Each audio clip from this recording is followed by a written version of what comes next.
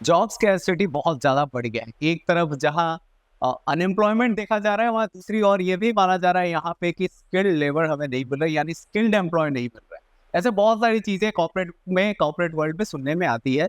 खैर, आज इसी मुद्दे को लेकर थोड़ा बहुत रेलेवेंट चर्चा करेंगे। हालाँकि ये बहुत बड़ा मुद्दा है, छोटा है नहीं, तो एक एपिसोड में तो हो नहीं सकता है, लेकिन इसका इनिशिएटिव आज से लेंगे। तो मैं प्रफुल्ल पांडे आप सभी का स्वागत कर रहा हूँ। आप देख रहे हैं एजुकेशन पोस्ट न्यूज और मेरे साथ है सत्यजीत सेनापति सर। सबसे पहले स्वागत है सर आपका। थैंक यू मुझे इस शो पे इनवाइट करने के लिए। सर, आपका तकरीबन 20 साल से ज्यादा का अनुभव रहा है कॉर्पोरेट का। केपीएमजी, जियो, जी डिलॉयट ऐसे बड़े ब्रांड्स के साथ आप काम करते हैं। जी और आप बहुत बड़े राइटर भी हैं, बहुत अच्छे राइटर हैं। मोस्ट सेलर का भी आपको अवार्ड मिल चुका है। तो आप लीडरशिप पे बात करते हैं जी राइट? जी तो हम जानना चाहेंगे आपका क्या पॉइंट ऑफ व्यू क्या रहता है लीडरशिप को लेकर, लीडरशिप कैसे बनता है? जी सो जैसे कि आपने बोला तो मैं थोड़ा सा अपने बारे में बता देता हूँ। जी। तो मेरा नाम सत्यजीत सेनापति है और मैं कॉर्पोरेट में कम से करीब 20 साल से काम कर रहा हूँ। तो मैंने कुछ बड़े अच्छे कंपनीज के साथ काम किया है, बड़े अच्छे प्रोजेक्ट्स में काम किया है, वेरियस रोल्स में काम किया है, इंडिया में काम किया है, इंडिया के बाहर भी काम किया है। तो एक मिला जुला सा एक होलिस्टिक, एक ऑलराउंड एक्सपीरियंस है मेरे प्रोफाइल में। मैंने एमबीए करा हुआ है आईएम लखनऊ से, और उसके बाद मैं डेलॉयट में था, फिर केपीएमजी में था, जियो में मैं बहुत साल रहा हूँ। तो ये मेरी कॉर्पोरेट जर्नी रही। तो जब मैं कॉर्पोरेट में लोगों को देखता था कि कैसे यंगस्टर्स ज्वाइन करते हैं और कैसे अपने लैडर क्लाइंब करते हैं, कहीं ना कहीं थोड़े स्किल गैप हो जाता है या एक्सपेक्टेशन गैप हो जाती है, जिसके वजह से वो अपना ट्रैक लूज कर जाते हैं और वो अपनी जो जर्नी है पोटेंशियल होते हुए भी कि वो लीडर बने जाके बाद में, वो कर नहीं पाते। तो इसी थॉट प्रोसेस को लेते हुए मैंने अपनी पहली किताब लिखी थी, वर्कमैनशिप एंड विनिंग। इस किताब में आपको एक जर्नी मिलेगी जो एक कॉर्पोरेट प्रोफेशनल लेता है, starting from the beginning to middle part and then as a leader. तो ये किताब जो है काफ़ी अप्रिशिएट हुई थी, क्योंकि ये रियल लाइफ एग्जाम्पल्स से प्रेरित थी कि किस तरह से चीज़ें गलत हो सकती हैं, किस तरह से हम इन चीज़ों को सही कर सकते हैं, किस तरह से हम एक फुलफिलिंग कॉर्पोरेट लाइफ जी सकते हैं। उसके बाद मैं और लिखने लगा, और मेरी दूसरी किताब जो है द लीडर्स कैलेडोस्कोप, ये आई है इसी साल, ये रिलीज हुई है और ये काफ़ी अच्छा कर रही है अभी। बहुत सारे लोगों ने इसको अप्रिशिएट करा, बहुत सारे लीडर्स ने इसको अप्रिशिएट करा है, एकेडमिक लीडर्स ने अप्रिशिएट करा है, आईएएस ऑफिसर्स ने अप्रिशिएट करा है, कॉर्पोरेट लीडर्स ने अप्रिशिएट करा है। तो इस बुक के थ्रू जो आपकी जो क्वेश्चन है कि लीडरशिप को कैसे देखते हैं, आई थिंक ये बुक बहुत अप्रोप्रिएट है। तो लीडरशिप हम जब देखते हैं, जनरली जो कन्वेंशनल विजडम है वो ये कहती है कि लीडर जो है वो कुछ क्वालिटीज़ डेमोन्स्ट्रेट करे, जैसे कि प्रॉब्लम सॉल्विंग हो गई, जैसे कि टीम बिल्डिंग हो गई, या कुछ आउटकम अचीव करे, जैसे कि प्रॉफिट बढ़ा दे या कोई कंपनी की टर्न अराउंड करे। बट इन दोनों डायमेंशन के अलावा एक थर्ड डायमेंशन है जो है कि जो थोड़े आपके फाइन एस्पेक्ट्स हैं, जैसे कि आप एज ए लीडर क्या सोच रहे हो सस्टेनेबिलिटी के बारे में, आप एज ए लीडर क्या सोच रहे हो वर्क लाइफ बैलेंस के बारे में, कैसे आप अपनी टीम को वर्क लाइफ बैलेंस इनेबल करने में हेल्प करोगे, आप एज ए लीडर कैसे आप सोच रहे हो कि जो चेंजिंग फेस ऑफ वर्क है, जैसे कोविड आ गई तो लोग वर्क फ्रॉम होम करने लगे, हाइब्रिड करने लगे, तो आप एज ए लीडर क्या सोच रहे हो, किस तरह का एनवायरनमेंट आप करोगे, या जैसे चैट जीपीटी आ गया है आज के डेट में, तो किस तरह से आपकी वर्क फोर्स जो है वो अपने आप को ऑर्गेनाइज करेगी। क्या ये चिंताधारा आपके अंदर है एज ए लीडर? अगर नहीं है तो फिर आप इस नए एज में लीड करने के लिए आपको बहुत दिक्कतें होंगी। आपको समझना पड़ेगा कि ये जो फाइनर एस्पेक्ट्स, जिनको मैं कलाइडोस्कोपिक व्यू बोलता हूँ, ये फाइनर एस्पेक्ट्स आपके अंदर हैं कि नहीं है। नहीं है तो कोई बात नहीं, you can still acquire them, but अगर आप उनको मानना ही नहीं चाहते हो तो फिर एक बड़ा problem. So coming back to your question, leadership के बारे में मेरा ये थॉट प्रोसेस है कि क्वालिटी और आउटकम तो इम्पोर्टेंट है ही, लेकिन ये पर्सपेक्टिव जो लीडर को रखनी चाहिए, जैसे मैंने बोला सस्टेनेबिलिटी हो गया, इनोवेशन हो गया, वर्क लाइफ बैलेंस हो गया, कस्टमर सेंट्रिसिटी हो गया, एम्प्लॉय सेंट्रिसिटी हो गया, ये बहुत इंपॉर्टेंट क्रिटिकल पर्सपेक्टिव्स हैं जो एक लीडर को अपने अंदर इम्बाइब करनी चाहिए। सर, क्या ये इम्प्लाई होता है मिड लेवल मैनेजर या जैसे कि लोअर लेवल मैनेजर या टॉप लेवल मैनेजर, सब पे इम्प्लाई होता है साइमल्टेनियसली? हाँ, क्योंकि ये लीडरशिप जो है ना वो एक जर्नी है। तो जो आज के डेट में एंट्री लेवल प्रोफेशनल है, कल जाके मिडिल लेवल प्रोफेशनल होगा और बाद में वो लीडर ही होगा। तो अगर आप वेट करोगे कि मैं जब लीडर बनूंगा तब मैं ये पर्सपेक्टिव डेवलप करूंगा, तो ये नहीं हो रहा है। तो जो आप अगर स्टार्ट ऑफ द करियर में अगर आप हो, तो उस टाइम पे अगर इस तरह की पर्सपेक्टिव्स आप डेवलप करोगे, तो आप जाते जाते आपकी जर्नी जो है वो और बेटर रहेगी। मैं छोटा सा एग्जांपल लेके आपको समझाता हूँ। सस्टेनेबिलिटी जो टॉपिक है, अगर आप कोई भी एंट्री लेवल प्रोफेशनल को पूछोगे, वो तो शायद सोचता भी नहीं होगा। उसको अगर अपने ऑर्गेनाइजेशन से ईमेल भी आती होंगी सस्टेनेबिलिटी के बारे में, वो उसको पढ़ता भी नहीं है। लेकिन मिडिल लेवल मैनेजर्स जो हैं वो थोड़े ज़्यादा ध्यान देते हैं, और जो senior level managers, senior level leaders हैं, वो बहुत ध्यान देते हैं सस्टेनेबिलिटी पे। तो ऐसा नहीं कि आप अगर सीनियर लेवल बनोगे तब जाके आप सस्टेनेबिलिटी पे ध्यान, क्योंकि आपको ये चीज़ समझना पड़ेगा, जो सस्टेनेबिलिटी है वो फ्यूचर की बात है।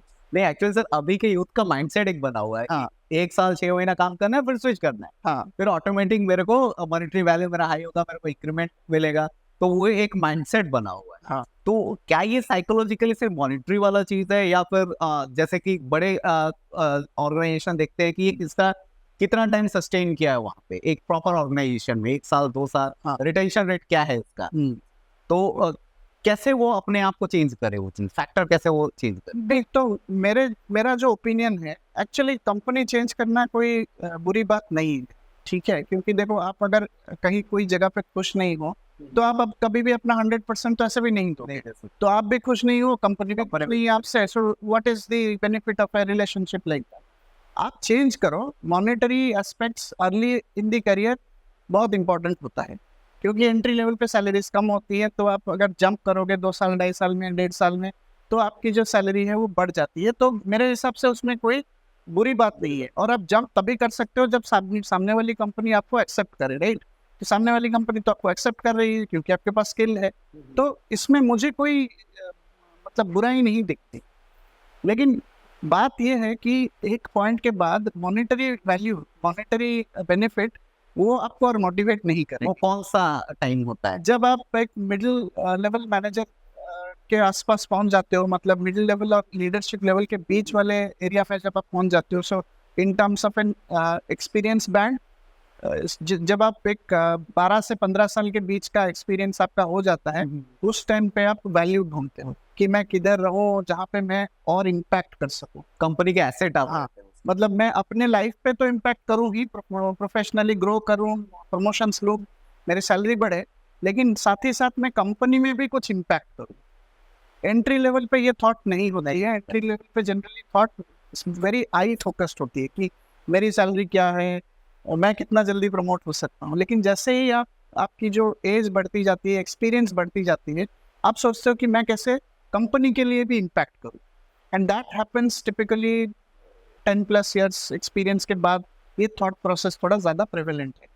ऐसे तो सब चीज़ में एक्सेप्शंस होते हैं, बट 10 साल के बाद, 10 साल एक्सपीरियंस होने के बाद ये एक्सपीरियंस थोड़ा, ये थॉट प्रोसेस थोड़ा ज़्यादा देखने को मिलता है। सर स्टार्टअप बहुत जल्द शुरू कर रहे हैं और आए दिन स्टार्टअप शुरू होते रहे, और पिछले बार मैंने कई स्टार्टअप कंपनी से मैंने बात किया, तो एक चीज़ मेरे को जानना है कि स्टार्टअप तो स्टार्ट तो कर दे रहे हैं, लेकिन जब रिटेंशन की बात आती है, एम्प्लॉय रिटेंशन की बात आती है, तो वो लोग सिर्फ प्रोडक्टिविटी ढूंढते हैं, okay, in terms of monetary value, जो कि प्रैक्टिकली हर बार नहीं हो पाता है, राइट?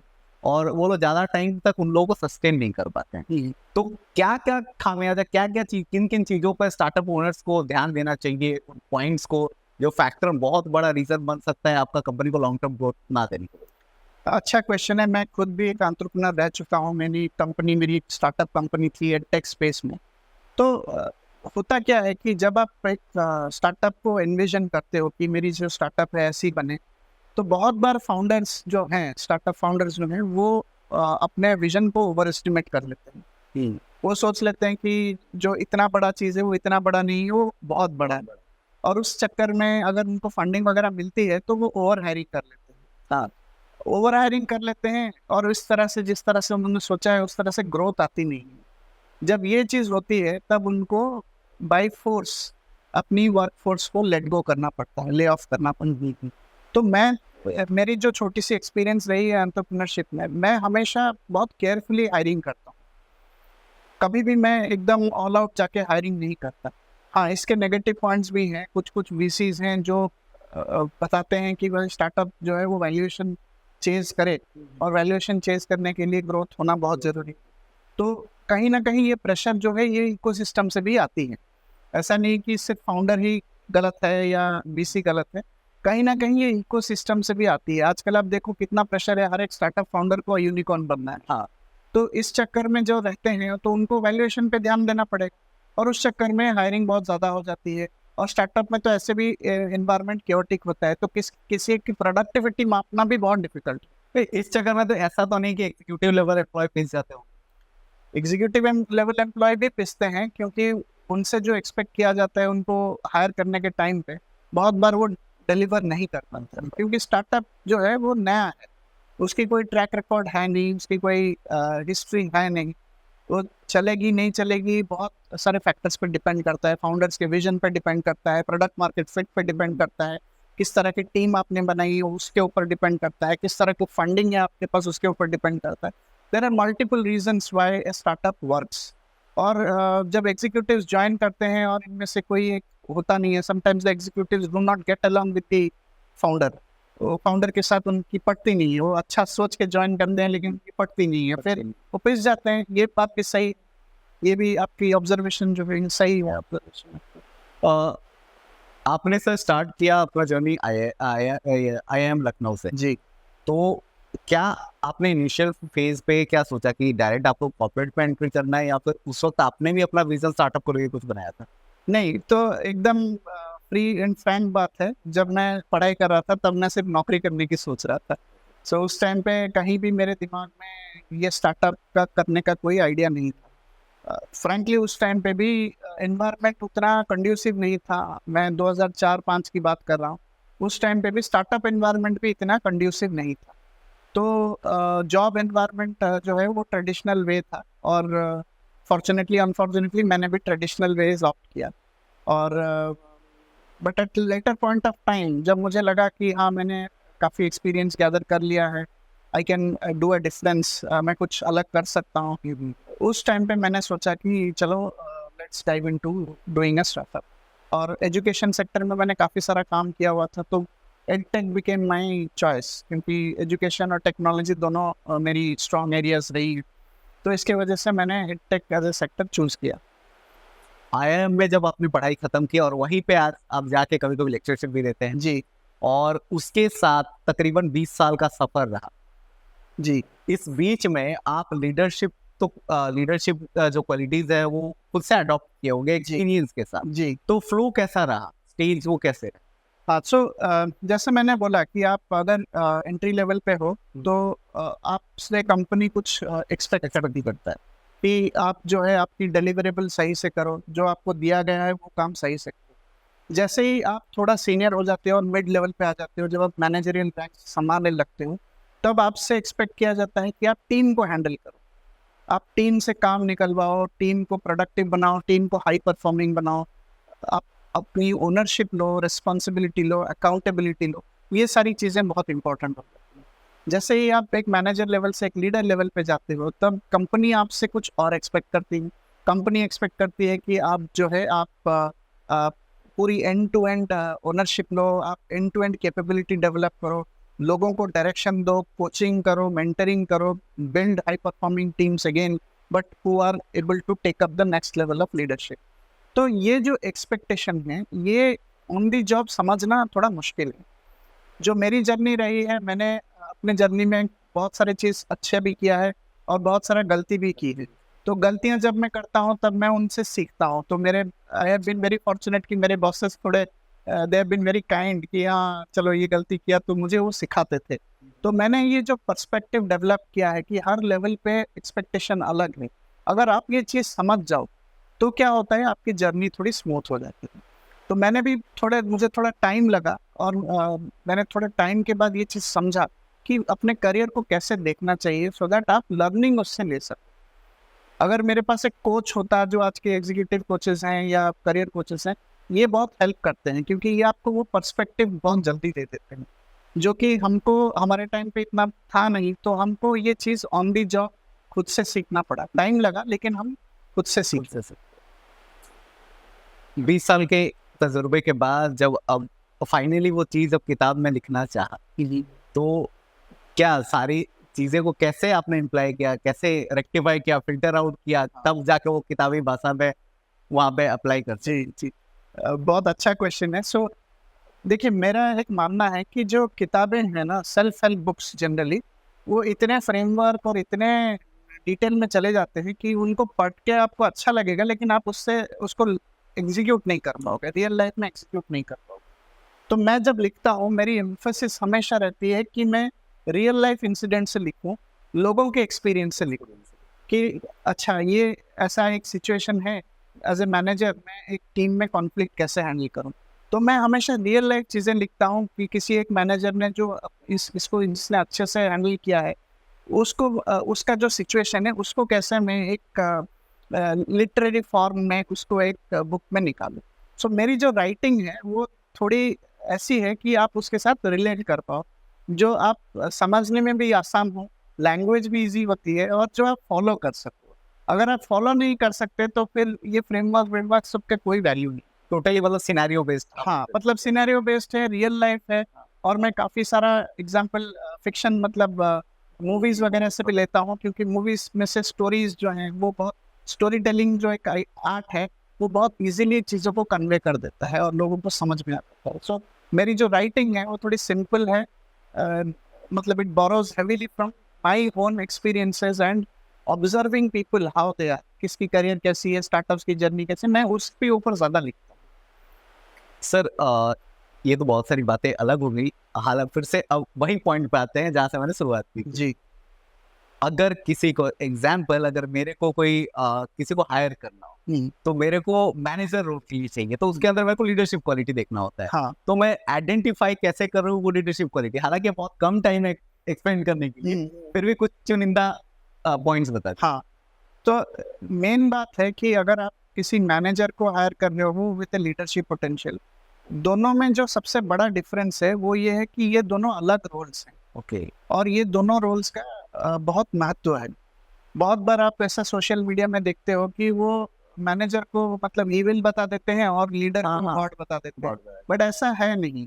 मतलब एक अच्छा मैनेजर और एक बुरा लीडर भी हो सकता है। सो मेरा पॉइंट ये रहा है हमेशा कि लीडरशिप जो है वो अलग है और मैनेजरियल क्वालिटीज जो है वो अलग है, और वो नेसेसरली खराब नहीं है। मैनेजर से एक्सपेक्ट किया जाता है क्या वो अपनी टीम को लीड करके एक डिलीवरेबल डिलीवर कर सकता है या नहीं। Manager is more focused of getting things done.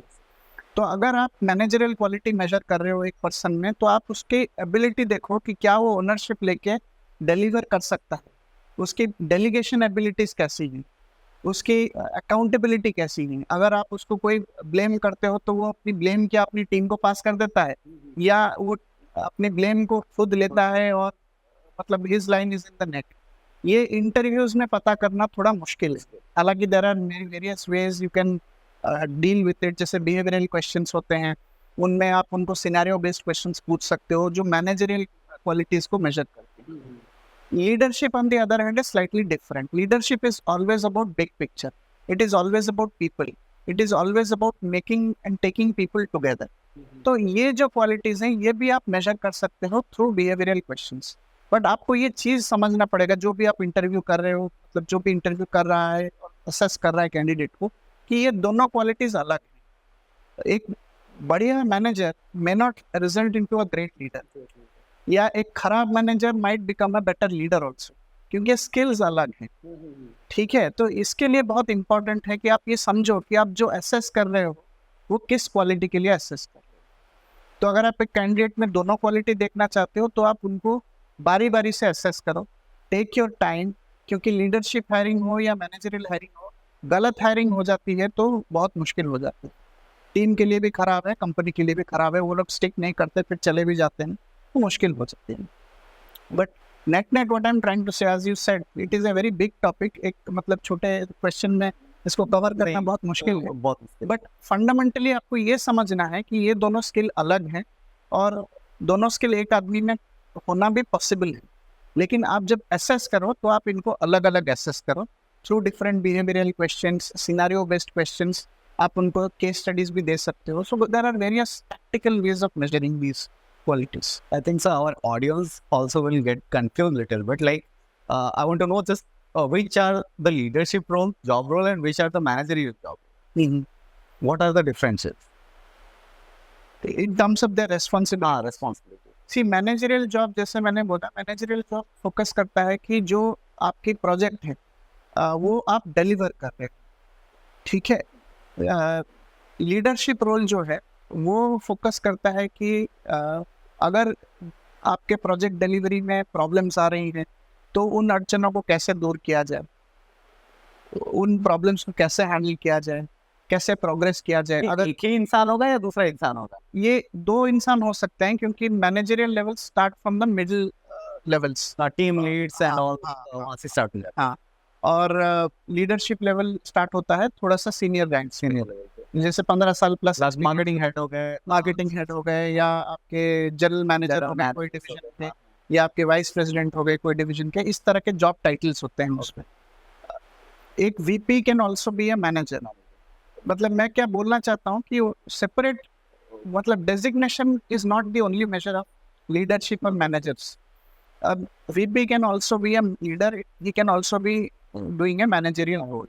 But अगर वो मैनेजरियल रोल करता है तो उसको एक टाइम दिया जाता है और उसको बताया जाता है कि इतना काम करना है, और एक टीम दी जाती है, उसके अंदर उनको वो टाइम और डेडलाइन के हिसाब से, क्वालिटी के हिसाब से उनको काम डिलीवर करना पड़ता है। ये होता है मैनेजर का काम।